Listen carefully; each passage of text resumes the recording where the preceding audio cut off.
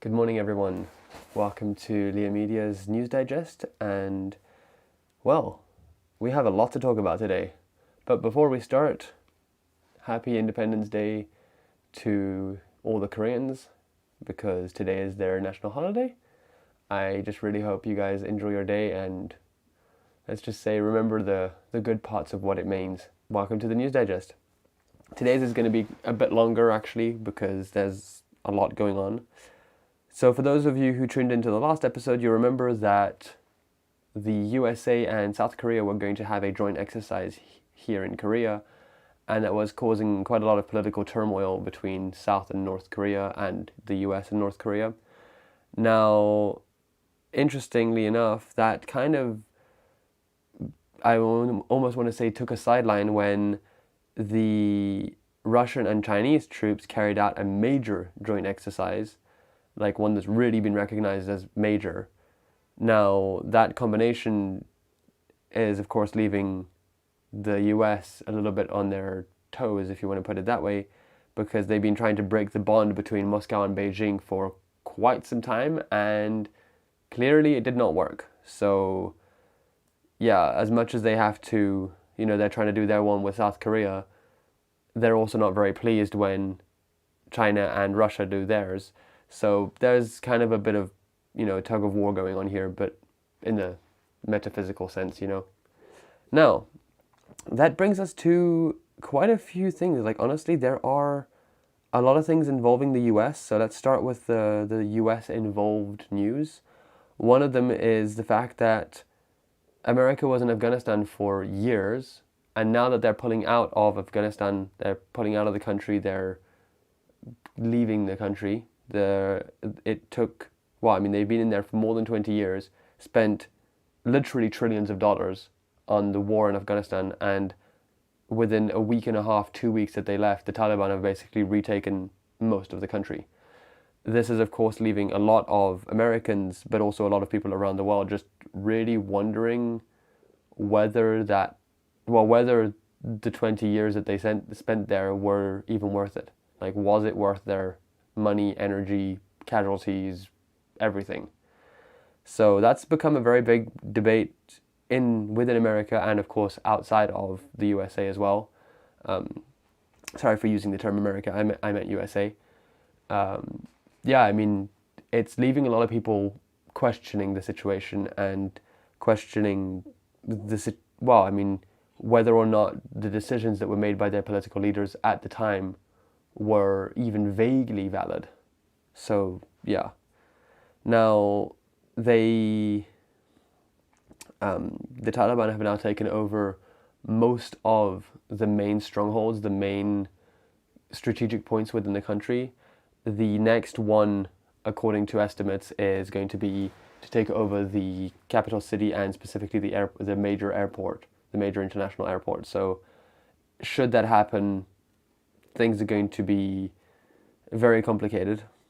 Now, this leads to a few other bits of information that are quite interesting. Some of the foreign diplomats have been extracted from the country very, very short notice. Notably, Czech Republic made quite a big deal about mediatizing theirs. I'm guessing a lot of other countries have also removed their diplomats from Afghanistan. We're talking ambassadors and any other diplomats that were within their embassies. So, yeah. Not a fun situation, so definitely stay tuned for that. Stay tuned for information around that and for just how things are going, what it represents, what the people there are living through. Another thing which honestly is not making that much news, which is quite strange, I mentioned Lebanon last week, and there's been a lot of social media campaigning to make people speak about it. Yet the mainstream broad media doesn't seem to have that much information. But as far as I've been able to tell, the current information that's coming out of the country is very limited, and the limitation kind of stops at the fact that they simply don't have electricity, gas, water, anything. Like, there is no infrastructure currently running in the country. And this is leaving the country in a huge state of panic. I don't know how valid that information is because it's not backed by a lot of mainstream. So I don't want to advance myself too much there, but it does look as if there's a lot going on that we should definitely keep an eye out for. Now, continuing on the more political side of things, this is actually quite an interesting one. So, more than 600 churches in the UK, in the United Kingdom, have signed up to welcome Christians from Hong Kong.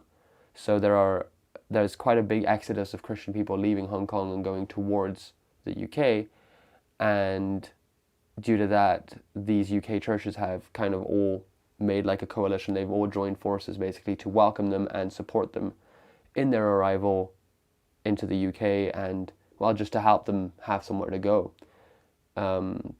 Which is, it's a reference actually to a previous situation that happened in the 1950s and 60s where a lot of people were coming into the UK from, for example, the Caribbean, and they were discouraged / turned away from all the Anglican or, well, very British churches. They weren't being welcomed in, so that's quite quite a big deal. I mean, there's a lot of political motive behind some of these things, but when it comes to something like that, it feels more as if it's, just a polite and normal situation, like it should be happening. That's, I don't really know how to clarify that more, but to me it's a very good advance. It's a very good piece of cultural improvement, if you want to put it that way. Now, this leads to quite a few other things actually. There's a lot going on. I wasn't joking when I said there's a lot going on. One of the major things currently going on, as you've probably heard, is just earthquakes. There have been earthquakes everywhere. I mean, there was a 7.0 Richter scale magnitude tremor that hit the Alaskan coast, and it originated in Alaska and then went downwards to the US northwest coast. There was a very, very deadly, very bad earthquake in Haiti. 7.2 was the original estimate. I believe it's been estimated again to 7.8. I'm not entirely sure about the estimates, but there was a humongous amount of devastation there. A lot of properties have been destroyed, and as far as I understood, they do say that the casualty figure is still unclear. We don't actually know how many people were affected by this situation. Of course, it's Haiti. It's not exactly a large island nation, so because of that, there are automatic consequences of the fact that people can't just leave the area. I mean, it's quite complicated to, leave and be in a safe space. And of course, should their properties be destroyed, they don't really have much to go back to, which puts them in a even more difficult situation. Now, the one in Alaska, there was no tsunami alert, so that's quite a good thing. But interestingly enough, although there was no tsunami alert there in Alaska, there has been a lot of problems with rain and just rising water in lots of other places around the world, notably currently in Japan, because there's millions urged to seek shelter after a huge flood and subsequent landslide hit Japan. So this is happening in Hiroshima area and northern Kyushu, the island, the part of Japan. And I mean, there are millions of people having to basically evacuate and seek shelter elsewhere because of just the sheer amount of damage that's been done to their properties and to the environment in that area. I mean, it's basically become unlivable overnight because of just the current meteorological situation.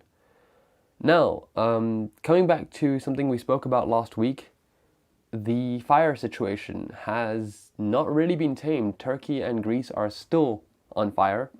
There's still a lot going on there. But here's something that's not expected, that does not happen very often. The Siberian forest is on fire. There's wildfires now in the Siberian tundra, which is quite unprecedented. And actually, the president of Russia has been urging people to really take action and help with this, because although Russia has been sending their own firefighting jets and etc. through to Turkey and Greece to be able to help there, they now have the same situation kind of in their own country. So this is, of course, a very big deal. So, yeah. To give you a bit more precision, there's 13 different forest fires happening within a 5-kilometer range, well, within 5 kilometers of populated areas. So, of course, that you can imagine the amount of smoke and etc. going on. Not a very comfortable place to be right now. And, of course, the natural habitats of a lot of people and their money source is being destroyed by these fires. So that's definitely not something positive, let's put it that way. This kind of leads to us coming back towards the Western Europe, where the Polish government has now signed a law restricting property claims. So this is just a law that kind of restricts the rights of Polish property owners to regain property that they lost during the communist regime. And the reason for that is because, as far as I can remember, this has been going on in the news on and off for quite a while now. There was a lot of people who were basically using their old land claims and basically claiming buildings back and things. But of course, at this point, those buildings had been claimed by the government and given to others. So, if someone comes to your house and is basically saying, by the way, I own this house you don't, I owned it before you, give back, you can imagine that leads to a lot of complications and a lot of problems. So that's just Poland for you, I guess, at the moment. That's going to be a political situation there again, I'm sure. I do hope for their part it goes well and smoothly, although it seems kind of a little bit tough. Now, before we go over to talking about coronavirus and those things, let's just have a look at one last little tidbit out of London. So apparently the way that the UK kind of dealt with the situation during COVID time, when basically they had to, restrict how many people could be within buildings and stuff, was cafes and those sort of places were licensed to use outdoor seating. Now the problem is, sure, this created a ton of, it saved a ton of jobs, but it brought a lot of, noise to the areas, because of course with it not being restricted to indoors, you can imagine. And a lot of people are talking about antisocial behavior, and this is mainly due to the fact that the UK is now kind of open to European tourists, as long as they're vaccinated, of course. And this kind of leads to the fact that the moment there's nice enough weather, everyone's outside. And not everyone's very respectful. And by not very respectful, I mean some people are just plain common antisocial and not respectful at all. Which, as you can imagine, leads to problems, complications, etc. So that's that. There's a lot going on. I wasn't joking. Now, I actually still have loads of articles to go through. Let's continue. So South Korea has now allowed the administration of leftover AstraZeneca vaccines for the younger populations, in the sense that it used to be limited to the older population group, and now basically if they have any leftovers, because these things have very short expiry dates, it's now been released that basically anyone on the waiting list can get one, pretty much. If they're in the right place at the right time and there's one available, they can get it. That's kind of how that works. There are, of course, quite a few restrictions to how the vaccination system works here in Korea. I mean, it is very, very strictly controlled. They've also spread the timing between the first and the second dose for notably Pfizer and Moderna. So it used to be, I think, 3 weeks, and now it's gone up to, I believe, 6 weeks. I'm not entirely sure. I think, if I'm not much mistaken, mine's 6 weeks away. Well, from my first one. The 2 doses are 6 weeks apart. Now, a very cool piece of information, cool relatively cool. I find it interesting. A 28,000-year-old lion cub from the Ice Age was now found, and it's so well preserved that its fur, skeleton, and internal organs are still intact. So they've basically found a cubsicle, excuse the pun, but literally they've basically found a frozen cub. And of course that means that as it's in such a good state, they'll be able to find out quite a lot of interesting pieces of information from that era, that time. And just, wow, I mean, wow, like, what was going on then? And this is apparently an example of one of the old big cat species named as Sparta, interestingly enough. And this one's body is so well protected that they apparently say that there might even be traces of its mother's milk still identifiable in its stomach. I mean, that is quite something. That was actually very cool. Now, this hasn't been released to a lot of information recently because of everything else that's been going on. A lot of people are kind of more interested in other things right now, but that's kind of why I'm covering it. I just find it cool. I find it very, very interesting. Now, apparently, this is fresh. This is 7 minutes ago. The North Korean leader and the Russian president they've stressed the friendly ties of their two countries. And have wanted to, they've vowed now more bilateral cooperation and more just tying the two countries together and linking the two together through, friendship, just as today marks the 76th anniversary of the liberation of the Korean Peninsula from the Japanese colonial rule. So this was reported by Pyongyang's state media today. So that's why I have it published 7 minutes ago. Now, how do I put this? The COVID cases are, of course, increasingly alarming in lots of places, notably Korea. We're at an all-time high here, so it's not very good, let's put it that way. Now, that's not something I really need to cover because, COVID stats you can just find basically by Googling it, so it's not necessarily the most interesting piece of information. One thing that is kind of coming up a lot more these times is the more, I want to say, rare things that are happening. One of them being that apparently there has now been a case of Ebola in Ivory Coast after 25 years. Apparently there hasn't been one in 25 years, and now all of a sudden there is one again. So this is happening in Ivory Coast, and of course, with a virus that contagious, there is risk of it spreading rather fast. Obviously, we hope not. We hope that that's not going to happen like it did last time, but risks are risks. And in this specific case, we can only hope that it's going to be all right, to put it in mild terms.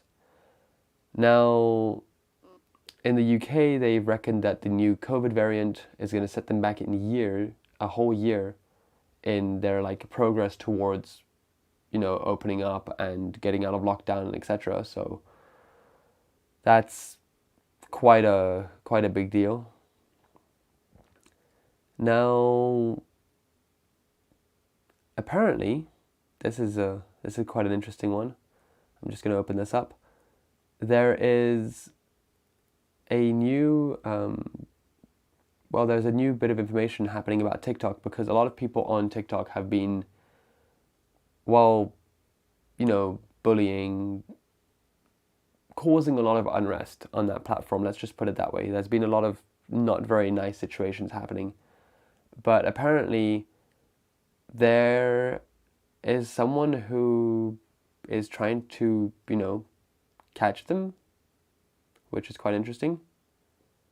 But yeah, there's quite a lot of bad situations involving that platform. I'm not dissing them or anything, but there's been a lot of people who have been who have been on the receiving end of negative influence, negative people, negative attitudes, etc.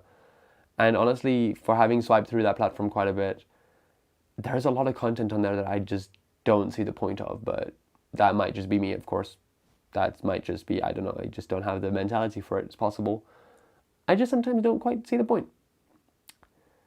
Now, there's some other bits of information going on, but one of the things I did want to cover that's not really being broadcast immensely at the moment is just the situations happening in a few varying countries that I have some information about. One of them being, in France, things have kind of escalated a little bit. There's still a lot of protesting happening there, but this whole situation with the sanitary pass, where basically you have to have like a card with a QR code on it that allows you to enter places, stating if you've had a recent PCR test, I believe within 24 hours, or that's been negative, obviously, or if you're fully vaccinated. This is going to be extended apparently from its current places, which is basically just high affluence places. So like, for example, trains, public transport, public transport in general, restaurants, bars, and museums and cultural spaces.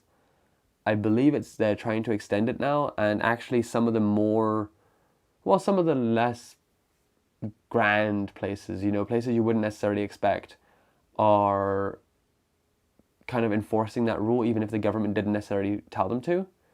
What's kind of a good thing, I guess, is the fact that the trucker community is being lightly exempt from it due to the fact that there are special restaurants in France that serve these people called routiers, and those restaurants are being authorized basically to not necessarily require this pass thing for to be able to serve these people. And anyway, I hope everyone's going to be okay. Have a lovely week ahead. I'm going to be live streaming on Twitch later. I still have some coding to do and stuff, so if you guys want to come and join a live stream for coding, you're more than welcome.